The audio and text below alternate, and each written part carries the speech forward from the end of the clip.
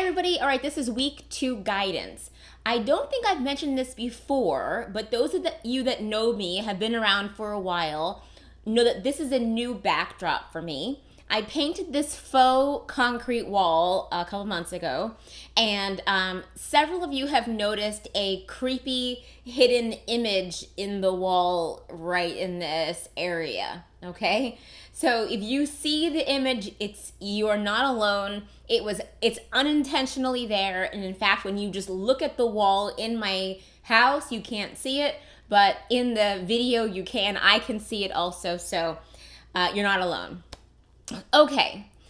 Many of you are already falling behind. Please, please, please try to catch up. This is a 9-week session, and so it is very easy to get so far behind that you kind of feel like you're getting lost. And it's always nice to stay with the group so that all of your questions to me are relevant and timely. It actually helps me too if you email me in a timely manner. If in 5 weeks you are emailing me about something we did this week, it's harder for me to give you a meaningful response. So try to keep up. You can always work ahead as well.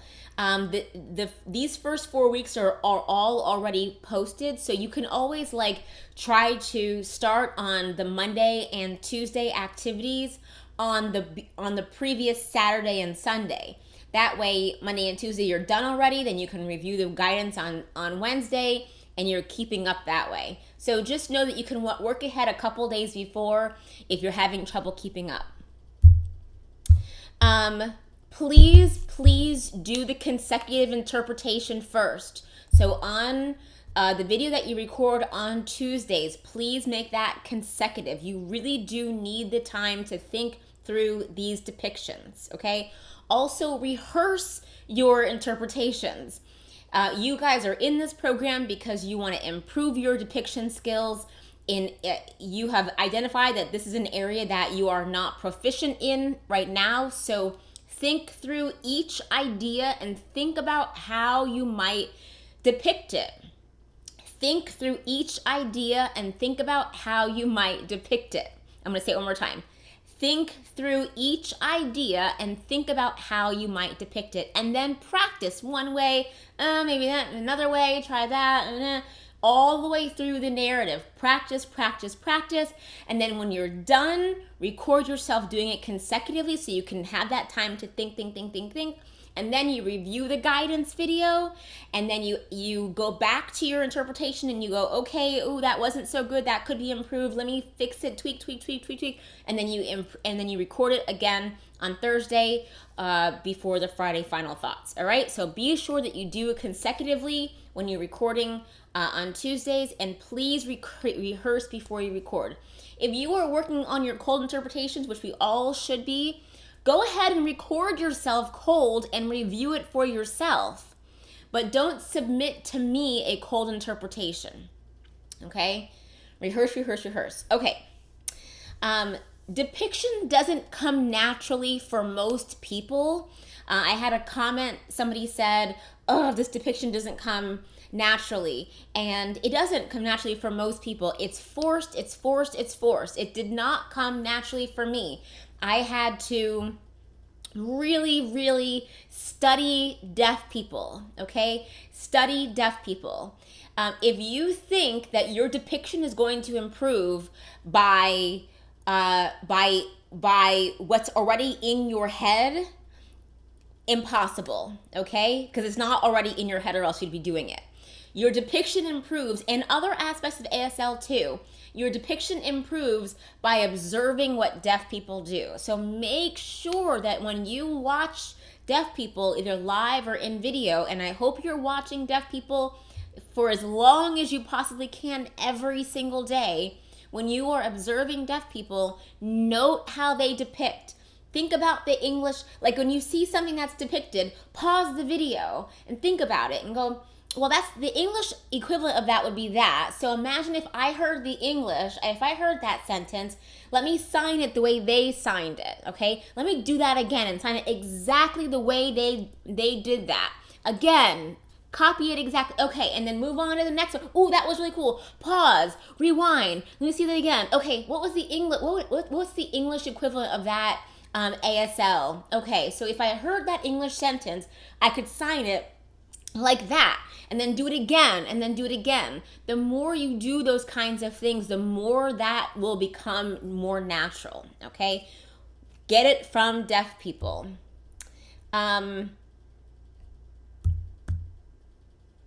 Okay, and I also want to mention kind of a blanket statement to many people. Be careful about your body movements and your shoulder movements. Your body shouldn't be moving all over the place. In fact, everything that our body does and our face does should have a grammatical reason behind it. If we move forward, it should be either because we're asking a question and it's slight. We're asking a question, where, an actual question versus a rhetorical question. Or it's a topic like my dog, topic, eyebrows up, slightly in forward. That's a grammatical reason why our body's moving. I might be talking about something happening in the future, so I might say, next week meeting, I'm moving forward because I'm talking about it's a time element, or way back when, I'm moving back because I'm putting us back in time. All of those things have grammatical implication. If I move right, it's because I'm role shifting. So whoever I have set up over here, I'm shifting and taking their position. So think about it like that. Our face is the same way. If our eyebrows move up, there's a grammatical reason for that. Has a grammatical reason behind it. Don't just move your body around willy-nilly, and your body should not be moving all over the place. And if you are standing when you record or interpreting in real life, your feet should never be moving around. Never, never, never move your feet around. If you are sitting and you feel that you think, oh, maybe I'm moving too much, sit in a chair that your back can touch the back of the chair, and then keep your back on the chair. Even when you're shifting, keep your back on the chair. Most of a role shift is in your head anyway. It's my mom, she would say that too. So notice how my body moved very slightly. It's just my mom there, and then it's a slight shift, but head moves, eye gaze shifts, and that's it, okay? Your shoulders should stay down almost always, unless you're shrugging because you're saying, I don't know. But very few signs should accompany a shoulder movement. And that's mainly because you are going to hurt your back. Try interpreting an 8-hour workshop and you're moving all over the place and your shoulders are up and down. You will need $300 in massages and chiropractic work and whatnot. Okay, so just be careful about your body movements and nip it in the bud now before it really gets ingrained and you start having a very unnatural signing style. The last thing I want to mention for this opener is I obviously cannot mention every single thing that I see in every single person's videos. So please take notes while you're watching this and then review your interpretation. And if you are unsure if something applies to you, don't hesitate to ask me. If you did something in your interpretation that you are not sure about, not sure if you should use it, not use it, if it worked, if it didn't work, don't hesitate to ask me. And obviously, since this is a depiction mentorship, anything that you didn't depict or that you didn't depict clearly, you're going to want to try to depict in your revised interpretations. Before sentence number 1, I do want to say one reminder about your eye gaze. So when you are narrator, you should be looking at your deaf consumer. So in this case, you have a class of students in front of you. You have a deaf student right in front of you. So when you are narrator, you should be looking at the camera. Then when you're doing constructed action or constructed dialogue, your eye gaze should go away from your student, and that is an indication that you are role shifting or that you are becoming a different character in a different time and or space, okay? That is an indication that you are doing some sort of constructed action or dialogue, all right? So narrator, you're looking at the camera, and this can also be impacted if you're moving your body around too much too. So you're looking at the camera when you're narrator, and then when you show, let's say you show a student giving a piece of paper to the teacher, boom, you're giving it to the teacher like this. My eye gaze shift, and I'm for a second now becoming that student in a different time, looking at a teacher, here's my homework, and then I go back to narrator, all right? So your eye gaze is crucial and is grammatical. So it's important that it's correct because it does have an impact on the message. Let's go right into sentence number 1. So sentence number 1 is about having success this year. Let me read it really quickly.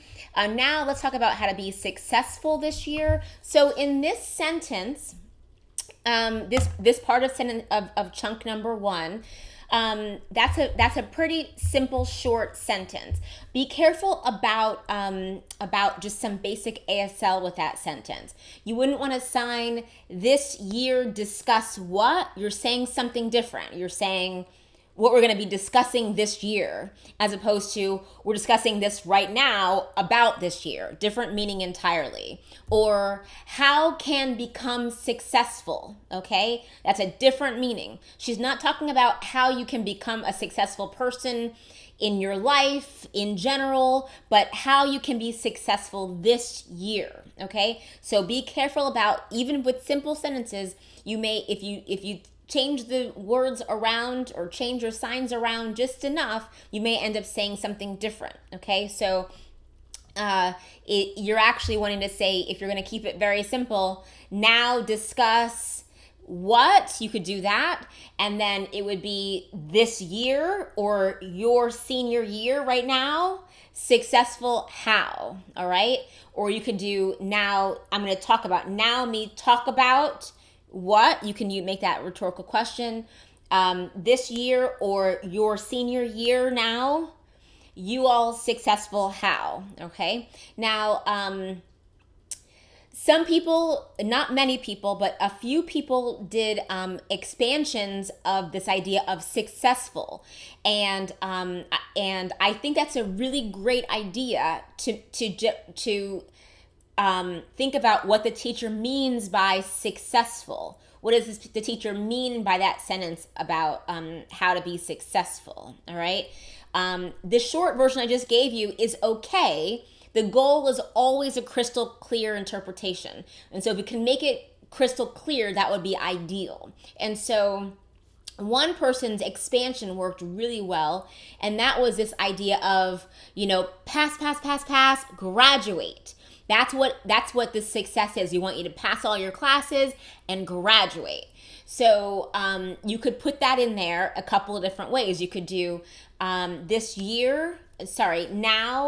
discuss what, your senior year, you guys moving along, pass, graduate, success. And you don't even really need the success. You could do graduate, or graduate pa works well too, all right? By the way, success ends with your palms out, not in. In is famous. Okay, anything wordier than pass, graduate, or grades, a couple of signs is too much. Remember that when you are depicting, a lot of these depictions are too long.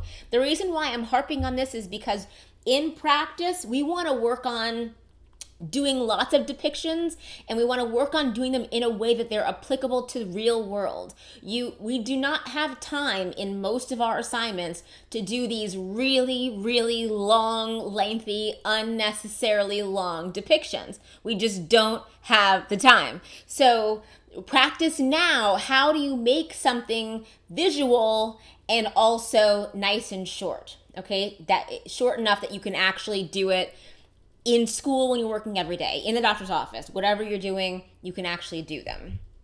All right, the next part of this is Seniors tend to think they can just skate by doing the bare minimum, thinking that teachers will just let things slide just because they are seniors. So this idea of what the teenagers think, or the seniors think. So the first thing is setting it up. So you could do understand as a transition, but you don't have to. Understand seniors, they, okay? Seniors, they, make sure you make it plural. Seniors, they think is fine, or they tend is fine. And then the idea of skating by can be done a lot of different ways. So you could do a contrast with something like they work, study, don't have to, me senior. Or you can flip that around and say they, me senior, work, do, me work, study, do, don't have to.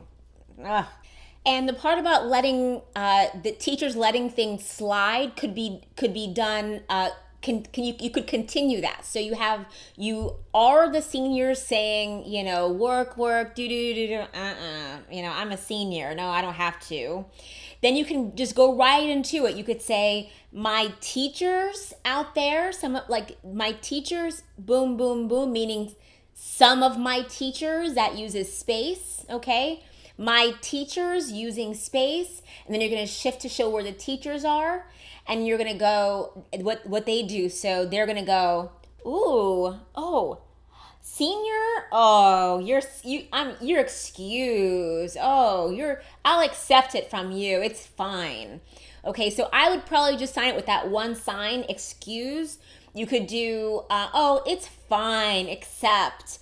But make sure that you're just using a couple of the examples that I give. Don't go too much, okay? So that's one way you could handle it. You could also, and then if you did it that way, where the whole thing is connected. So you starting off at the beginning, saying seniors, they tend, and then you roll shift and say me, do, work, study. I don't have to. I'm a senior. My teachers out there, you're a senior. You're excused. Not. So that whole not would happen at the end of all of that.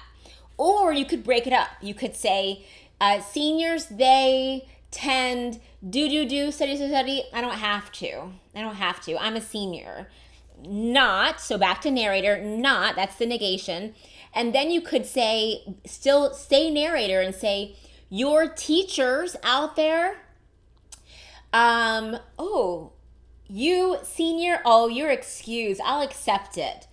Not. So you could break it up by doing it those two different ways, okay? And I want to be very, very clear that something like, I'm going to just read my paper here as I sign it. Something like,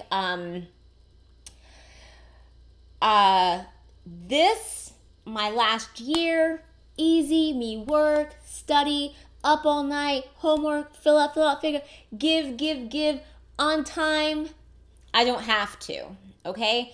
All of that, it's beautifully done, well-constructed, clear way to convey that, but way too many signs. There's no way in a real situation you'd be able to get all of that in. So practice doing these depictions much more concisely.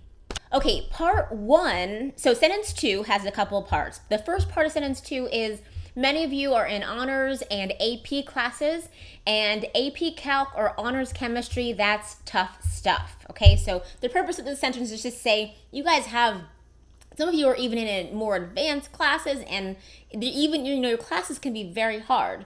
And so this is a pretty straightforward sentence. I'm not really seeing any depiction with this one, so a straightforward way to approach this part 1 of this sentence could just be, many of you out there, okay? Or you could just sign you to, many of you, maybe many is probably better, many of you out there. And once again, we're using this sign. This sign, what it's actually doing is it's pointing to people in space.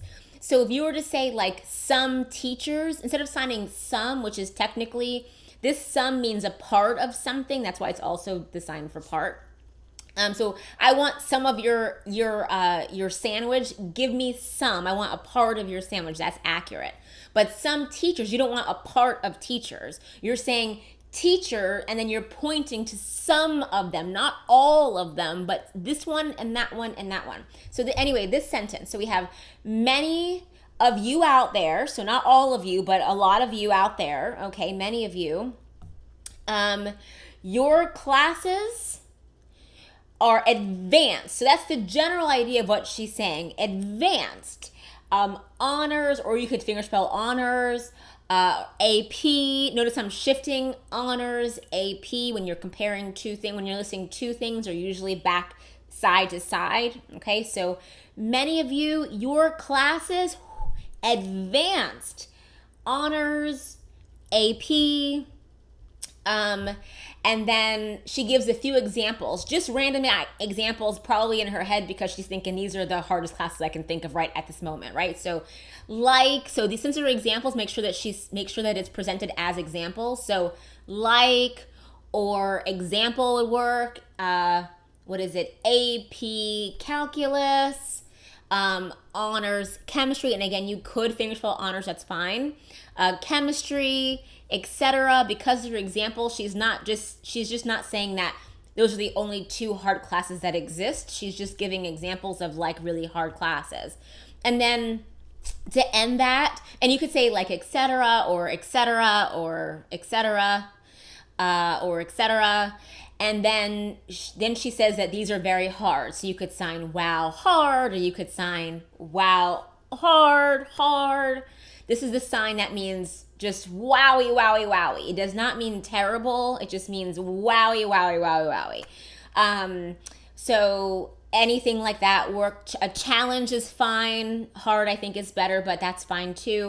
So it's a pretty straightforward sentence.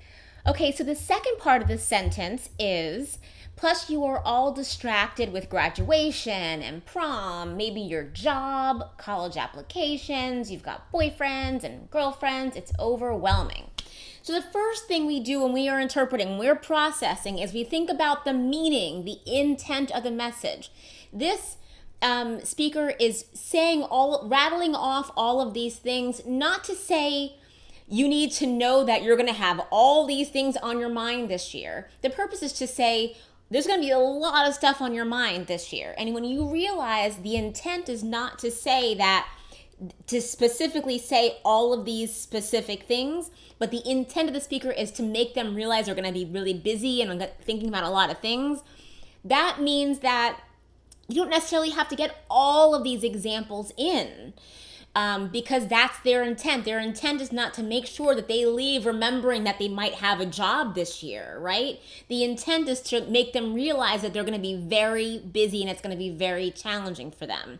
So intent is key to realizing what's important in the interpretation.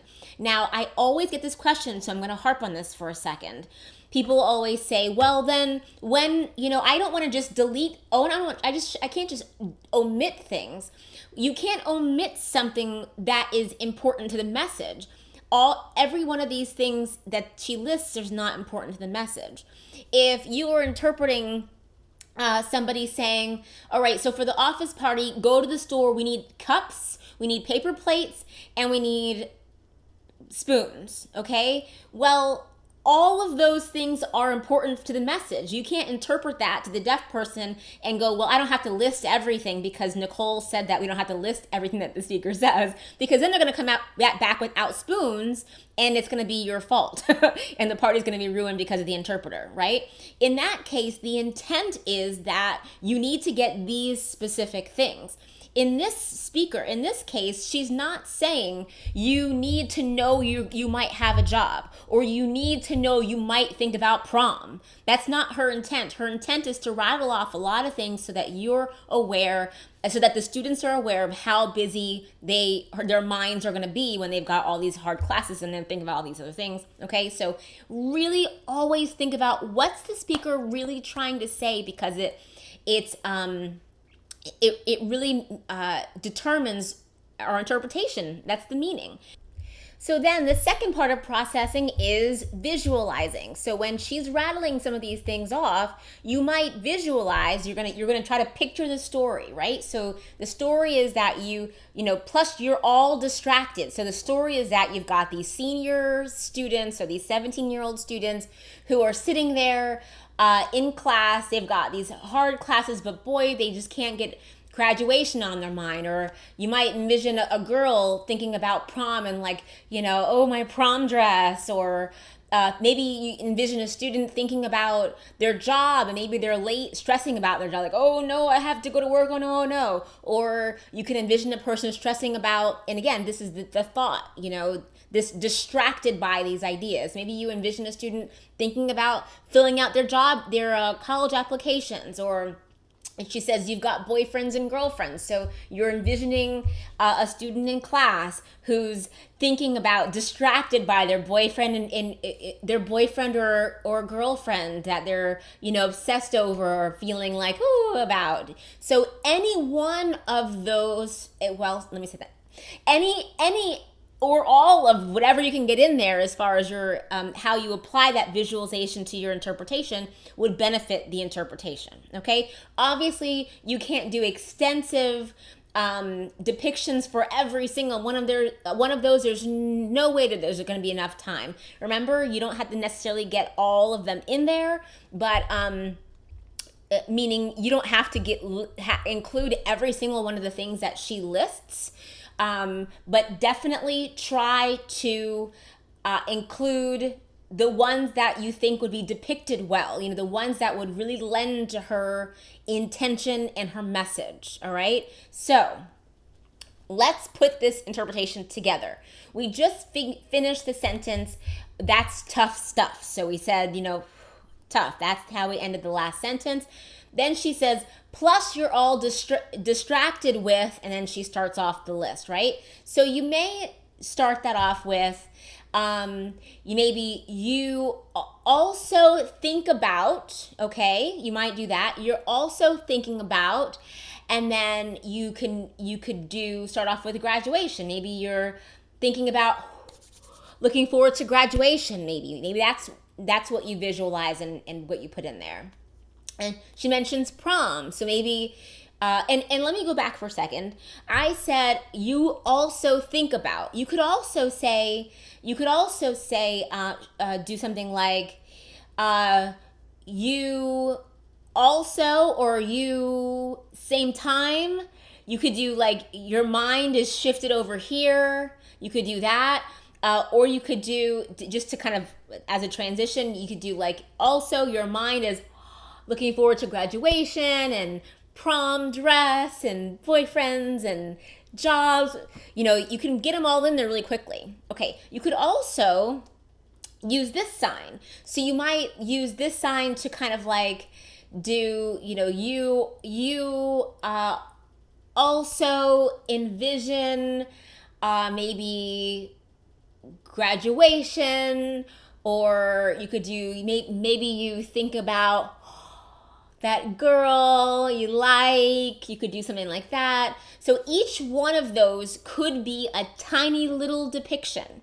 And so when you do your revised version, think about this. You could even do like, plus, you're also, dreaming or thinking about dating and girls and, your prom dress, ooh, or graduation, looking forward to.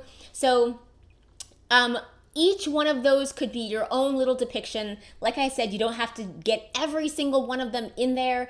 None of those individual depictions should be longer than like 2 signs.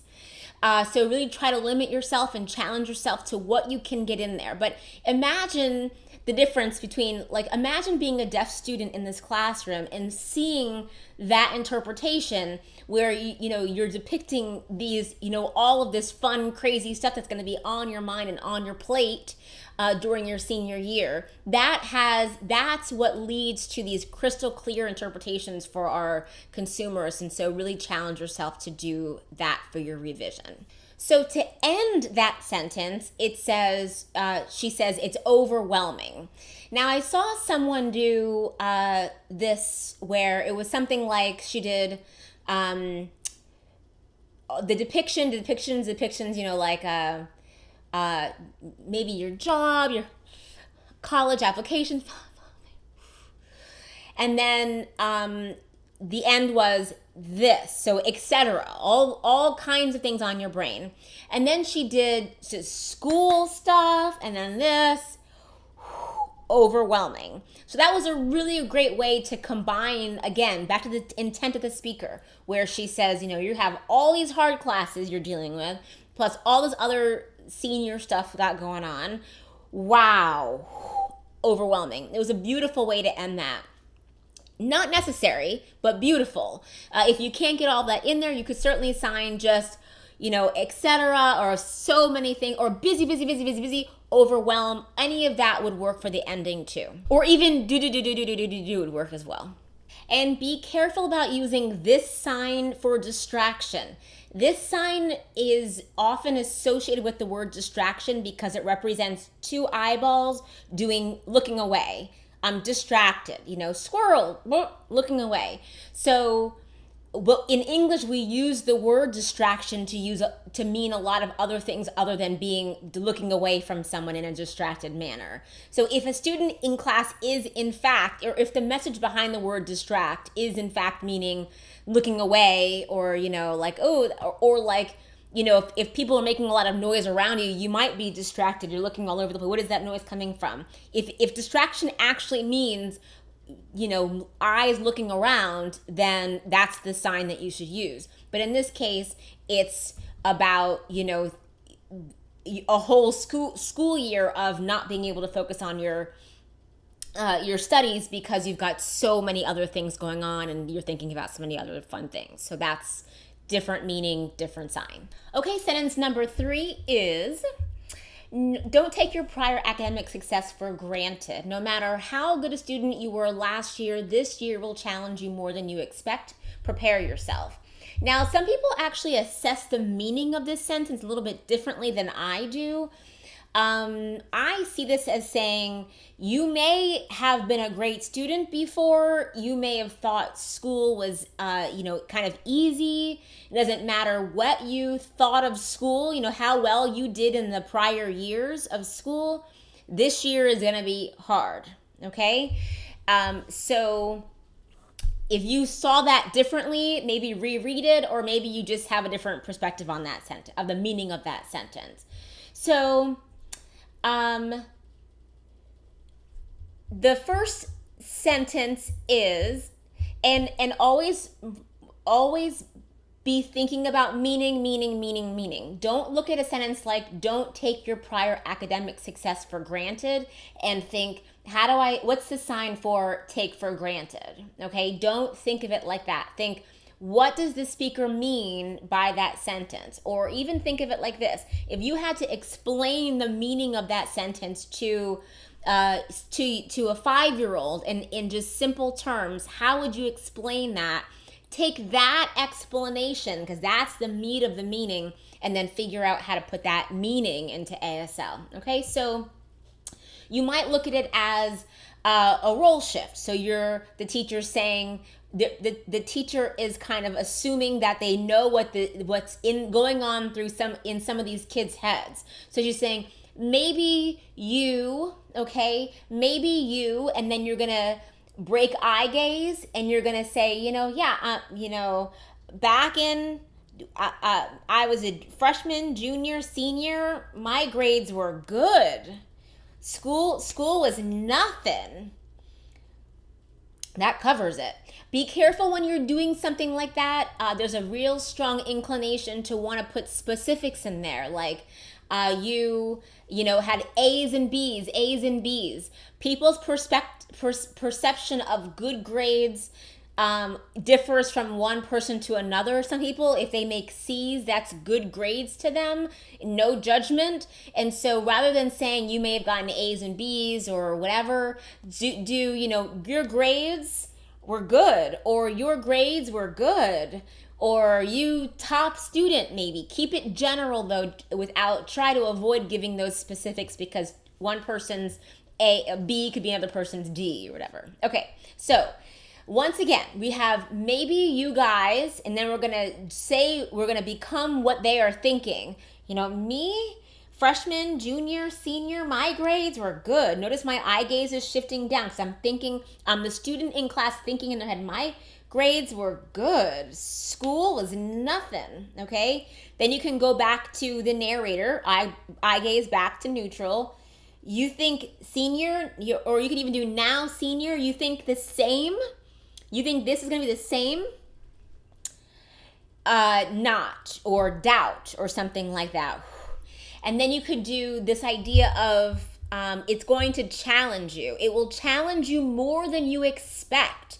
So to me, what that means is you think it's nothing, but you're going to face something down the road, or you're going to face some challenges, essentially, right? And so you may depict that as you moving along, and then this is a sign that means you're going to confront something. You moving along, that means like you're going to have this realization, like, oh no, she was right, that kind of feeling. So you proceeding, boom, whoa. And then you may even do like, I thought that this is a sign that means like, boy, I was cocky and I was wrong. That kind of a feeling, as this is an oopsie. This is an oopsie doopsie.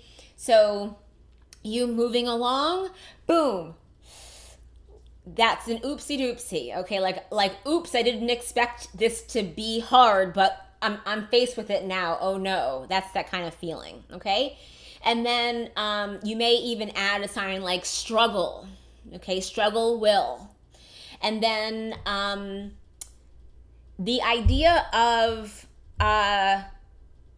prepare yourself. I'm starting to get a little bit wordy here, so you may not have time to get all of this in. So you may just sign, must ready or must ready. That might be all you can fit in there. I do kind of like this idea of, prepare yourself. To me means, so now you need to kind of, this time, let me do this a different way. This time from now into, let's say this is graduation, this time you need to think about it, and then maybe get ready for it. Okay, so that might be a better interpretation of just simply signing ready or prepare. That's another good sign. You could even do now, now this time from this point now to say the end or to graduation, you need to think about this, prepare, and that could be the end of it too. Now, from this time moving forward, sorry, I'm thinking out loud here, moving forward, take advantage of this opportunity now to think about it and prepare. That's a good interpretation of that. I like that. So anyway, I gave you a lot of things to use and to, pick and borrow for your revision in that interpretation. But I want to give you a couple of other ideas that also work for this sentence. Instead of signing, when you're doing the role shift, you're the students and you're saying, me, freshman, sophomore, junior, my grades, good. Or good. You could also sign up until now, my grades were good. I like this because it incorporates space more. It incorporates depiction more, because you can then utilize, now you're a senior, you think this is going to be the same as these other years. It's not. So it's a good way to be able to sort of manipulate that hand with the senior, junior, sophomore, freshman years. But up until now works great too. Yes, and you could do, I think, school, this, nothing, or easy. That works. Okay, I think that covers it for that sentence. Okay, sentence number 4 and you'll be in the shock, and you'll be in for the shock of your life if you lose scholarships or have to put off graduation because your grades aren't up to par. I've seen it happen so many times. So to me, the meaning of that sentence is that if your grades tank this year, you might lose scholarships that you already have. So people saw the meaning of this to be a little bit different than I do, but I see it as losing scholarships means you've been promised scholarship money, but you didn't hold up your end of the bargain by getting good grades, so you no longer have that scholarship money. Or you have to put off graduation because your grades aren't up to par. So that would obviously be putting off graduation. Okay, so how do we put that meaning into the interpretation? So the first thing is that anytime that there's, in English, we often speak in order of here's the consequence. Here's something on my ceiling. Here's the consequence, and then here's the action that caused the consequence. We say it flipped. We'll often say like, I was so mad that he took my purse, right? I was so mad that he took my purse. The action is he took my purse, and the reaction is I was so mad, but we often speak in English in that order. In ASL, it's always action, the thing that happened, and then the reaction. Action, reaction, action, reaction. So in this sentence, even though it's you'll be in for the shock of your life, that's the reaction, okay? If you lose scholarships, we have to keep listening, or have to put off graduation. So those are two reactions, right? Having to put off graduation and losing scholarships and being shocked. Those are all reactions to what might happen if your grades aren't up to par. So that should actually be the first thing signed. So eyebrows up are if-when statements. So your grades tank or your grades lousy, okay? You could also depict that after that. So you could say your grades, okay, that could be just a quick depiction of what it looks like to see terrible grades. Yikes, all right? Then what do they say? Your grades are not up to par. If you lose scholarships or have to put off graduation, right? So you could do then the lose scholarships. So possible your scholarship money, okay? They take it away from you. They grab it and take it away from you, okay? You might even sign grab it, so they take it and maybe even turn you down. You could do something like that. Take it, boom. You could also use a different depiction. You could say your scholarship money, you think maybe you have a whole pile of it, boom, they take it, gone. Okay, so there's a couple different ways there are more than a couple, but those are showing you a couple of ways that you could show that. Okay, so you have eyebrows up, your grades tank, okay, your scholarship money, and you may have other ways in your area that you sign scholarship, whatever, okay, but I sign scholarship money, they take it away, boom, okay, no money left. And then the second consequence to these bad grades are you may have to put off graduation. You could say, or random person says, graduation now, next year. Or graduation, you must put it off next year. Or something like that could work. Something brief, let me see how many signs that was. Graduation, you must put it off next year. Graduation, you must put off next year. 5 signs, so not that short, but it works. Okay, and then the last part of it is you'll be in for the shock of your life. So now your grades tanked, you lost your scholarships. We just signed that. They also just told you that you can't graduate this year, right? And then the shock of your life. You might even just react to them telling you that you just can't graduate. So you You could do that. Quick little one signer there. Or that's two signs. You look at them. What? That's one way. You could do this head gets flung back in shock, or you shock. Any of those could work for that. And for I've seen it happen many times, and that could simply be happen, happen, happen. Notice how I'm moving from left to right. This is one of our two timelines. So you can move happen, happen, happen going forward, or happen, happen, happen going from left to right. And that signifies that over time, this keeps happening. Over time, this keeps happening. Okay, sentence 5, we have, there is something really special about getting into your cap and gown and joining the graduation procession with your peers, crossing the stage, the whole to-do. And that is something you don't want to miss out on. Now, this again is very similar to the other sentence where there are a lot of details and the details are not important.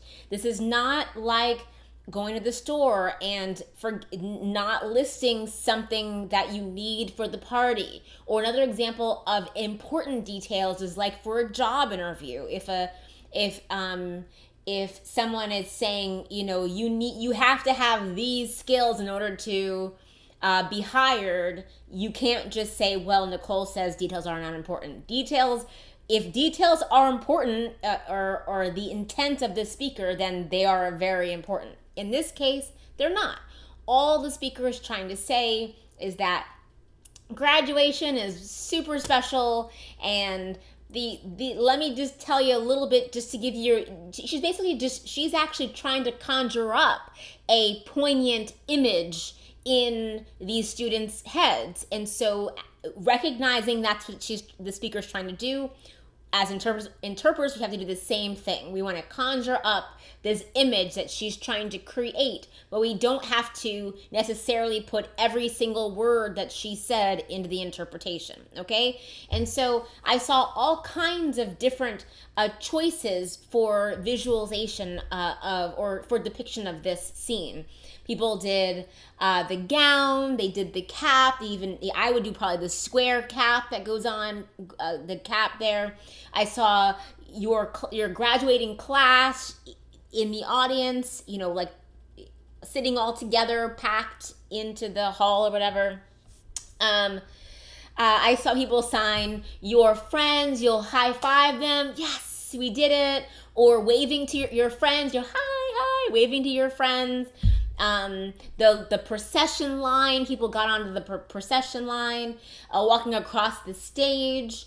I saw somebody do your parents taking pictures, and you're feeling like this, like you're proud of yourself. So there were so many different choices, and all of them were great. You obviously, like I said, don't go overboard. We only have a limited time when we're interpreting. So pick and choose a few of these depictions that you think set a visual scene for our deaf consumer in the same way the speaker is clearly trying to set a visual scene, a poignant scene for the class. That's why she's saying these things, so they feel like, oh, graduation is special. We want to do the same thing for our deaf consumer. That's what equivalency is, okay? Be very careful about your depictions being realistic. In other words, you have to visualize the scene in order to create a visual that makes visual sense. For example, a procession of people is a procession, or a procession of people. It's not a procession of people, okay? This doesn't make sense for the idea of procession. If somebody's walking across the stage, you don't want to do stage and then have somebody do this over the stage. This is like somebody coming from the back of going from behind the stage and then climbing over the stage and onto the ground and then into the audience and out the back door. Okay, with the graduation, they come up the side of the stage, they walk across the stage to do the whole song and dance with the getting the shaking hands and the getting the pictures taken and they get the thing, and then they go off and then they go down the stairs and off on the side. So you want to make your classifiers do realistic things. Don't just think stage and then I'm supposed to use the classifier 1 and it's supposed to do something. Okay, think logically. This is the stage, this is what happens. Think procession. A procession of people is a long line of people. Now, of course, you may not put procession in there, and that's okay. Or maybe you think of a procession as maybe it's 2 lines in your last experience, and that's okay. But it has to be realistic choices. All right. So, I'm